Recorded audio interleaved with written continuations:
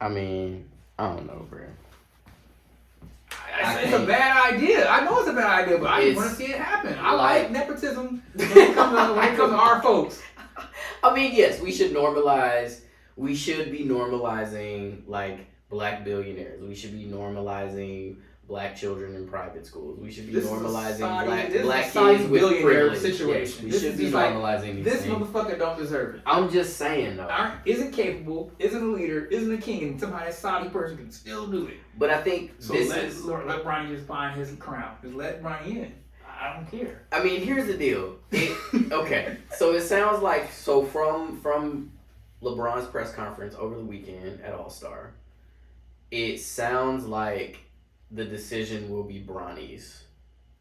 That's what he said. He said he's gonna, maybe I quote, paraphrase. Yeah, we'll use paraphrase. Paraphrase is more accurate. Yeah. He basically said he's gonna let the kid decide. And I'm here to tell you, Bronny, stay your ass in school.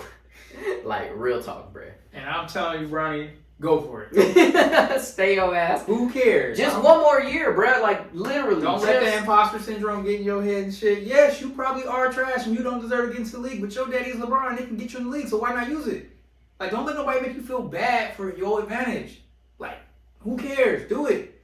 Every team gonna want your ass because they want your daddy. And don't let that feel like you not good enough. Who gives a fuck? You gonna have time to get better. I don't give a fuck. Once you're in the league, you there. Once you're there, you there. No, but that's actually not how just like our works. journeyman tickets to the electricians. They be trash as fuck too. Once they journeyman, they're journeyman. You can get better later, but you just gotta get in.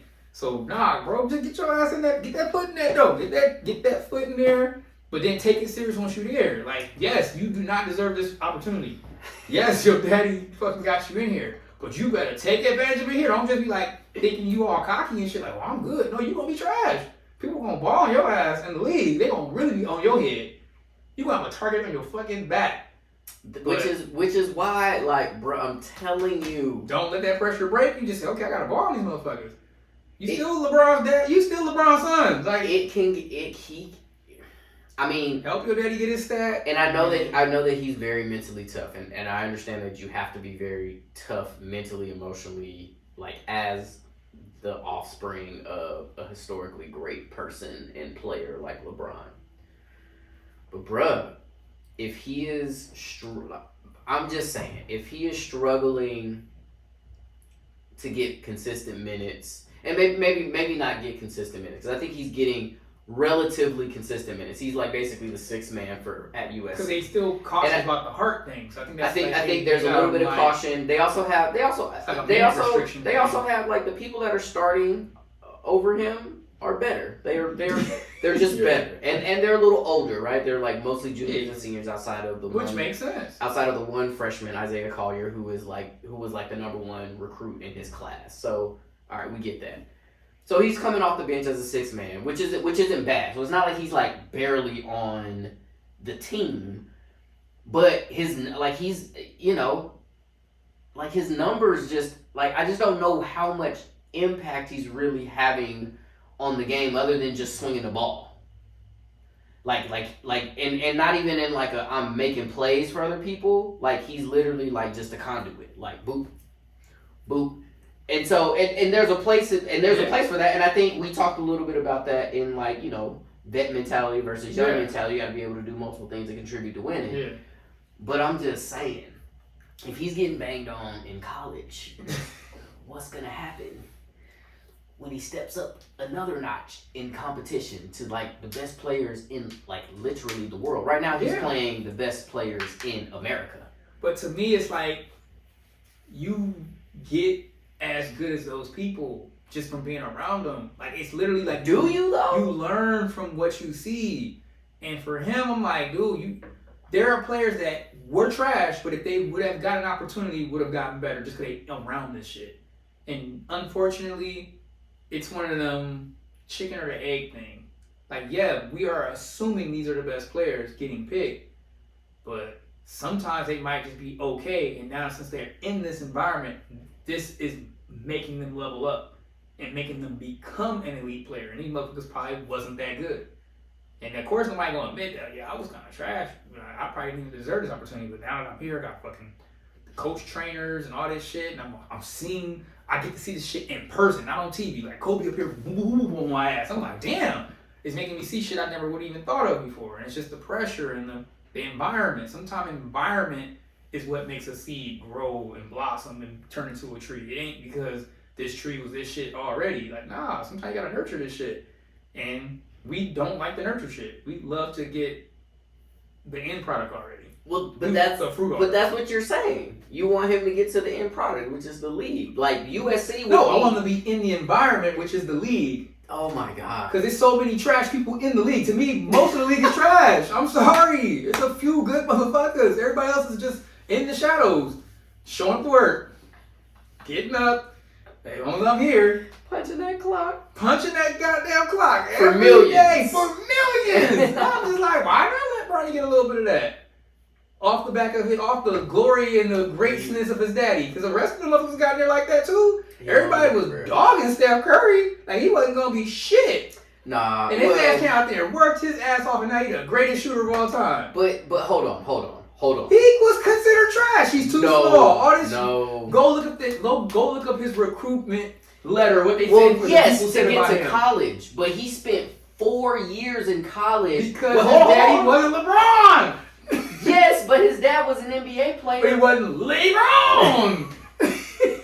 Well, my point is the environment that he needed was one where he literally had to like work for everything. Like he started at the bottom. And yeah, he had something in him that that lots of people didn't know and couldn't see at the time. But dude, by the time he graduated, he graduated just recently, but by the time, I'm just being for real. By the time he left, he stayed for 3 years because I think he came out after his junior year.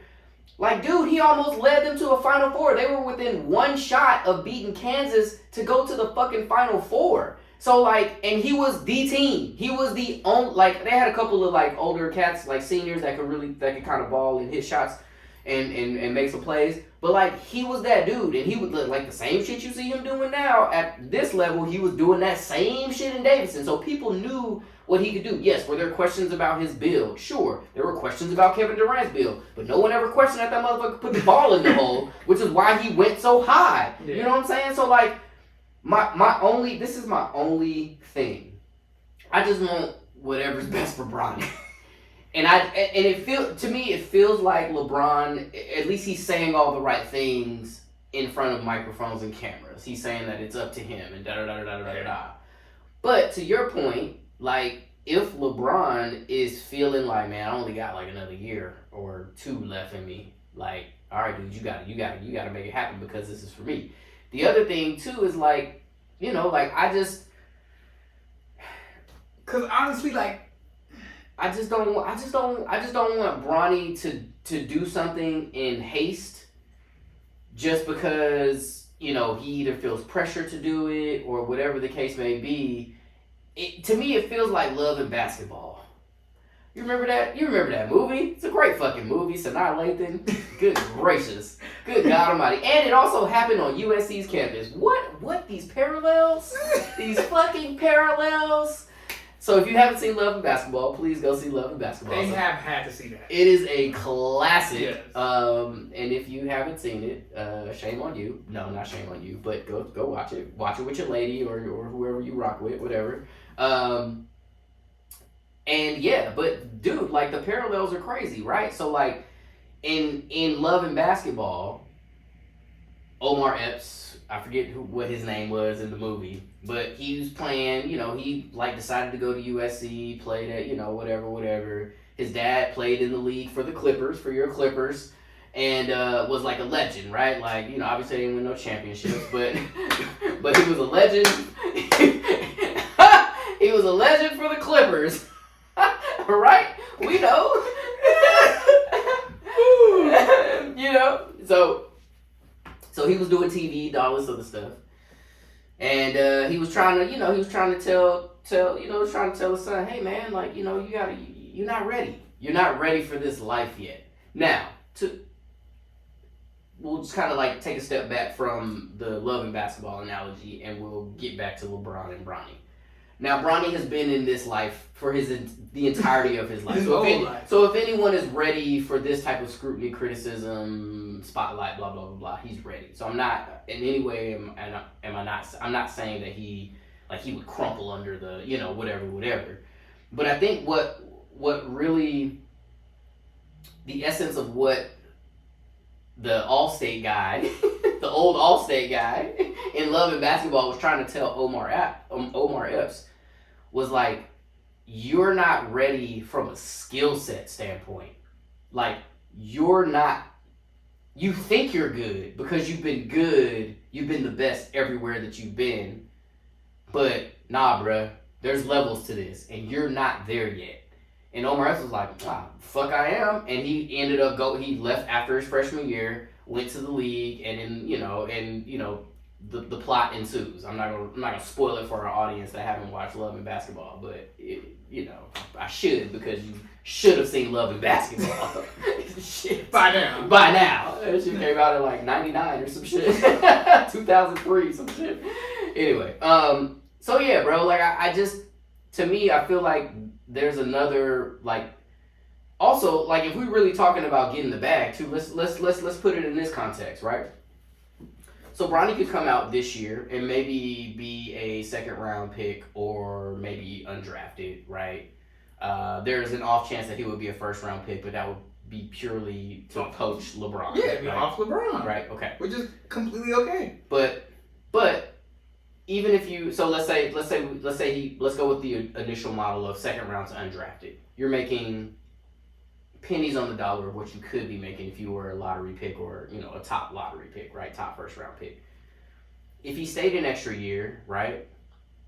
Got a little bit better, had a little bit more of a because again, he's playing behind, the reason why he's not starting right now is because he's playing behind juniors and seniors. So in theory, some of these motherfuckers is aging out.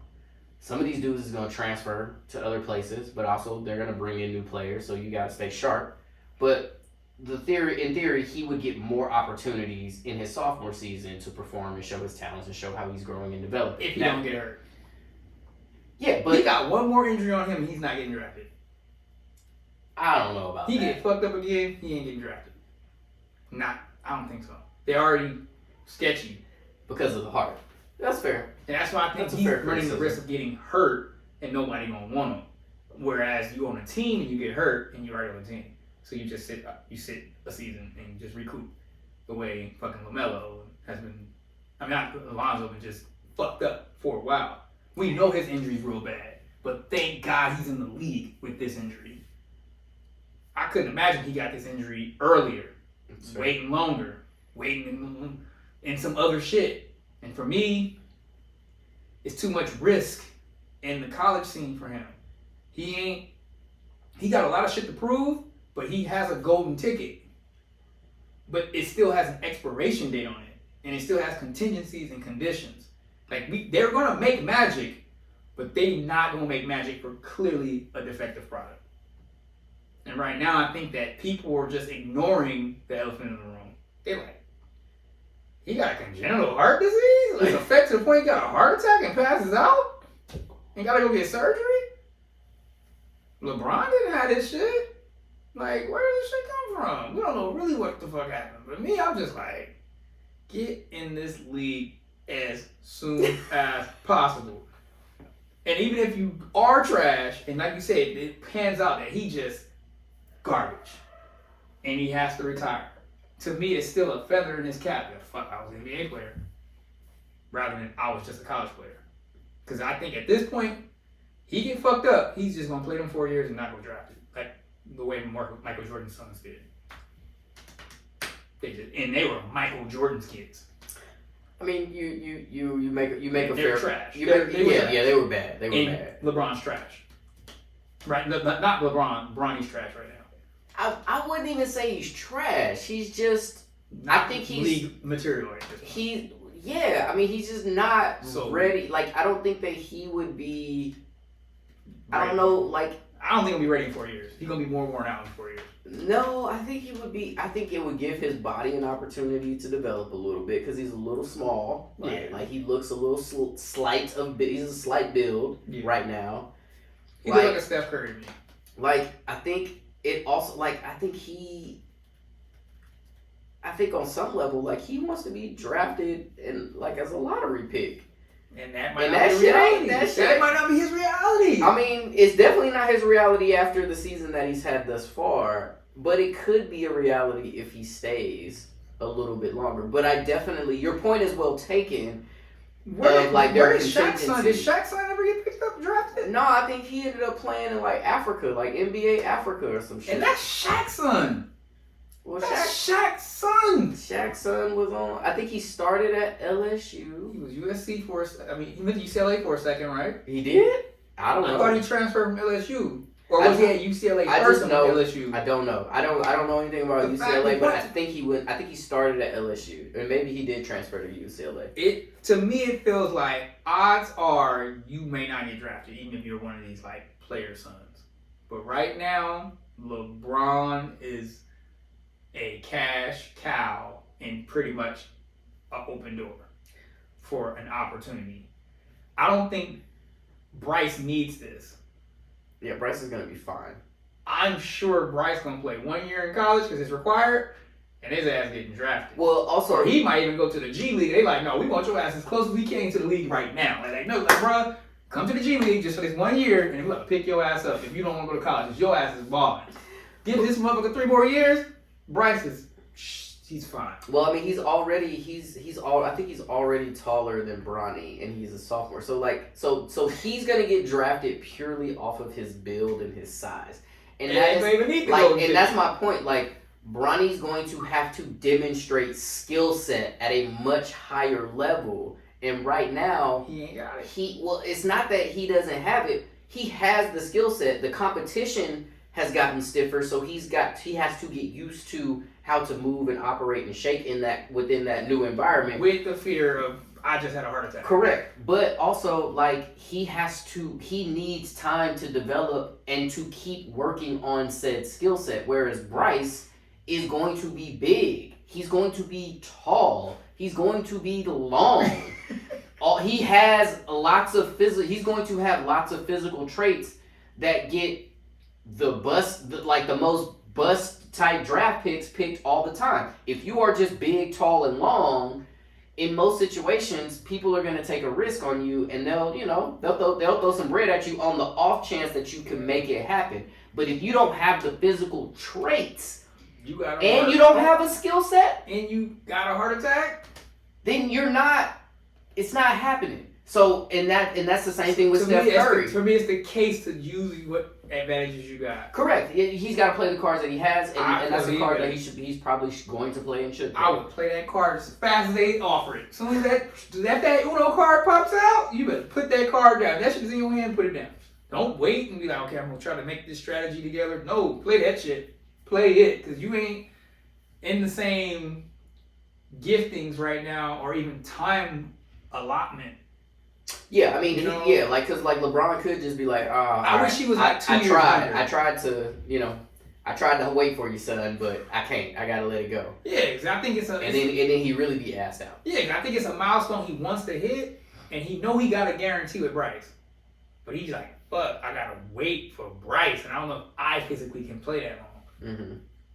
And that's why he's like, fuck, he got a guarantee play 4 more years for Bryce. Yeah, well, I mean, I think he could play that long. I just don't. I think he doesn't know how long he's going to be able to play at the level that he's currently playing. Yeah. I think he maybe has another year or two at this current level, and then it's like, and then you kind of just hope that it is a gentle decline over those next couple of years. He'll have to transition to like a 6-man position. Because he's like, I just can't be starting. I don't know. Do you really believe that Bron would come off the bench though? If he's tired, if his knees hurt, he's like shit, man. But I'm saying though, early, getting fucked up. Do you really think that he would voluntarily come off? I don't think he would, but I just he's always gonna be a threat for like 15 minutes. Like you might have him start for a quarter, but then you gonna sit him for 2 quarters. He's gonna be a 6-man anyway.